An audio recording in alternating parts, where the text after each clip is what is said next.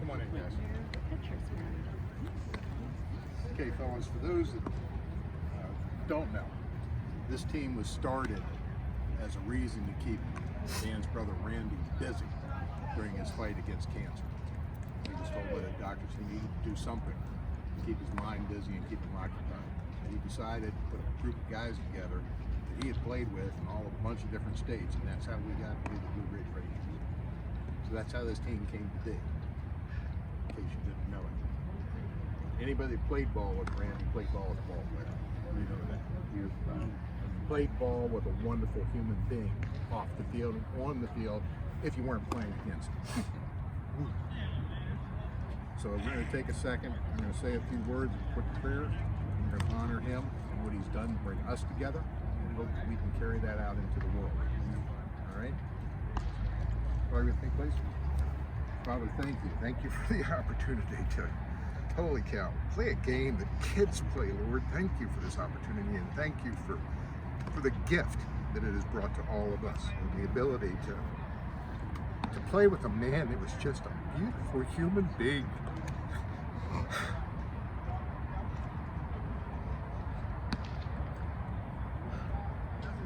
Thank you for that gift. Father, I appreciate it, as we all do. And I'm so glad that his fight is over and he's there with you. No pain, no tears, in your glory. And all God's people said, Amen. And a quick story about Randy. You can go second if you want to. We picked him up on Atlanta on the team, Cardinals, and he didn't know me and Tom from Adams House Camp when each other. We didn't know him. We were playing a preseason game. It was the first game we played with him. We wanted Randy to pitch second. I was going to throw 2 innings. He was going to pitch second. After 2 innings, they didn't have a hit. Randy said, absolutely not. I ain't going out there. It's a preseason game. Randy don't mean it's quiet, man. He said, no, I had to throw one down the middle and get a base hit so he would come in. And then he decided, he said, hey, I'm putting up a team together to go up there and play in Huntsville. And that's when me and Tom joined up with this bunch. And I'll never forget that. I'll never forget Randy. He was a great guy and a great friend, and never saw him do anything but smile. Yeah.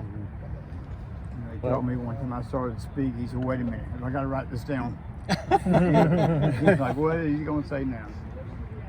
Well, I got to say, Randy was a gentleman. Catching him was an honor. And for him to sling the ball the way he did, with the speed that he did, was remarkable. And for him to pick me to be on this team, I feel extremely lucky. I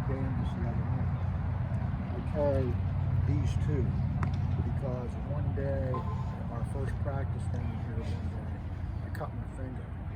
And he said, you ought to carry a red hanky.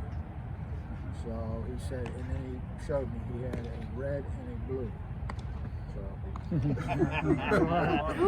Randy reminded me about 2 months ago that I was his first coach. And it happened this way. I was only about 15, he was 10, or 9, I guess, and his coach got into a fight with the umpire and punched him. There were like 3 games left in the season, so they kicked him out, and I went over, somebody said, will you coach? And they wouldn't let me, I wasn't old enough, for the rec league. So this other father on the team said, I'll be the coach, but he'll do it. And that, so he reminded me, I had forgotten that, Randy reminded me of that. Tell you the first time you played with a guy. Oh, I had played with him, Dan, for probably 15 years, and we got a group together, half of the team from Randy's area down south and half of us from up north, and we were playing in a tournament, and I was playing first base and he was pitching, and within 3 batters, he gets off the mound, he threw a pitch, he didn't like the call, and he yells in, he says, where was that? The umpire said, you just throw the ball, I'll call the plate. He said, I wasn't talking to you, I was talking to my catcher. And I went, oh, is he a Carter? Oh, God, is he a Carter? That was my first time meeting Randy. When he was always a pitcher, and I never was a pitcher, so I couldn't help him when he was a kid, really. And he got at Texaco back in the 50s had these things that were like you get gas and there would be it would be how to play infield, how to play outfield, how to pitch, and it showed how to throw this drop ball changeup, just straight overhand, and it would come. And so he threw it to me in the backyard over and over and over, and finally I said, I think you're ready to throw that in the game. He said, okay. I said, look, tell your catcher if it's 0-2 or 1-2, you're going to throw the drop ball. So he added that to his repertoire, and in one inning he struck out 6 guys because the catcher couldn't catch it. I knew where that was going. Guy flew out to center field, and one guy topped it back to Randy for the put out. Wow.